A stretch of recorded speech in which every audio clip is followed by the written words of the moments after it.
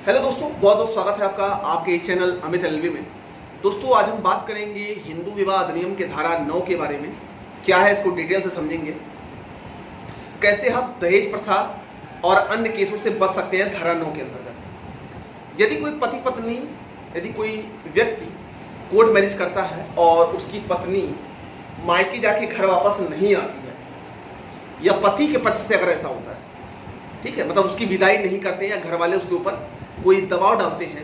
तो पति धारा 9 के अंतर्गत सूट फाइल कर सकता है। लेकिन धारा 9 के अंतर्गत सूट फाइल करने, मतलब केस फाइल करने के पहले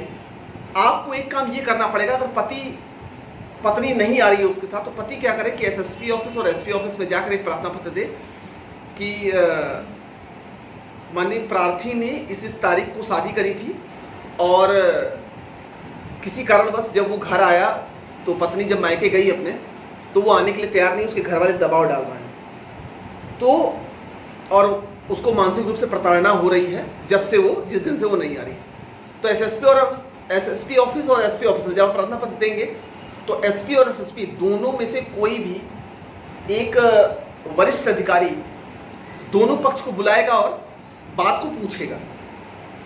इस बात को पूछने के बावजूद अगर मामला वहां पर कंप्रोमाइज हो जाता है, समझौता हो जाता है, शांत हो जाता है, तो वहीं से ये चीजें खत्म हो जाती हैं।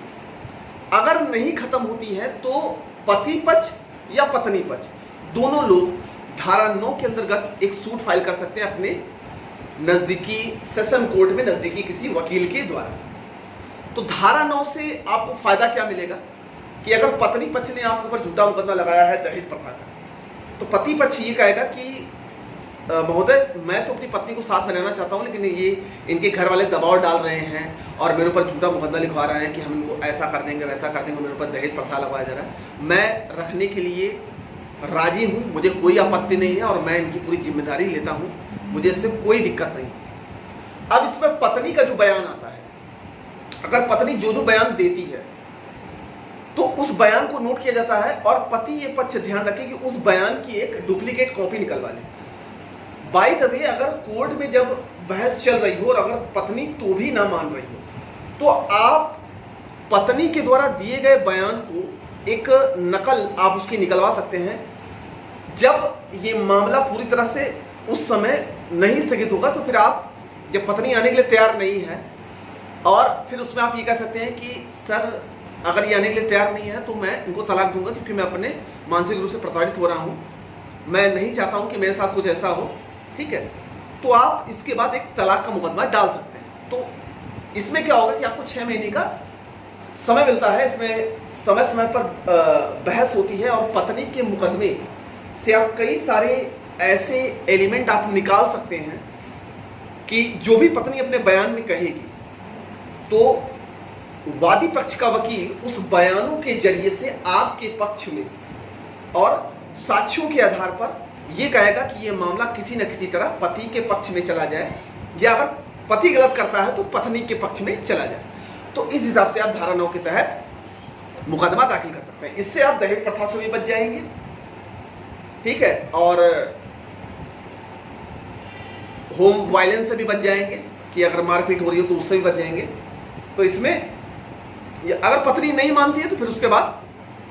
सीधा सा है कि तलाक का मुकदमा दाखिल होता है, 6 महीने का समय मिलता है। उसके आगे के प्रोसीजर में आपको कभी आगे वीडियो में बताएंगे। तो दहेज धारा जो 9 है, हिंदू विवाह अधिनियम धारा 9 जो है, वो यही कहता है कि पति और पत्नी दोनों के द्वारा अगर ये पूरी क्रिया की जा रही है, अगर पति नहीं जा रहा है या पत्नी नहीं जा रही है, या दोनों में से किसी एक के घर से दबाव या प्रेशर पड़ रहा है कि उसको जाने नहीं दे रहा है, तो आप धारा 9 के तहत केस सूट फाइल कर सकते हैं। इसमें अधिकतर ज्यादातर बार में यही देखा गया है कि पत्नी पति के पास साथ चली जाती है, और नहीं जाती है तो बाद में तलाक का मुकदमा दाखिल कर दिया जाता है। लेकिन इससे पहले आपको यही करना है कि पहले आपको एसएसपी ऑफिस और एसपी ऑफिस में एक प्रार्थना पत्र देना है, और एसएसपी और एसपी दोनों लोग, वादी और प्रतिवादी दोनों पक्ष को बुलाएंगे और बातचीत करेंगे, समझाने की कोशिश करेंगे कि भाई ये मुकदमा आप कोर्ट तक ना पहुंचे, ताकि ये मामला यही शांत हो जाए। अगर तो भी नहीं शांत होता, अगर मान लो दोनों में से कोई एक व्यक्ति नहीं मानता है, मतलब उसको यही चाहना है कि नहीं, हम नहीं कर सकते हैं, तो इसमें फिर ये हो सकता है कि तलाक हो सकता है, और तलाक के बाद पत्नी धारा 125 के तहत भरण पोषण का मुकदमा भी कर सकती है, जब तक वो पत्नी दूसरी शादी नहीं करती है। ठीक है, तो उम्मीद करते हैं कि ये वीडियो आपको पसंद आई होगी। अगर पसंद आई हो तो चैनल से जरूर जुड़िए और वीडियो को शेयर जरूर किया करिए। आपका बहुत बहुत धन्यवाद।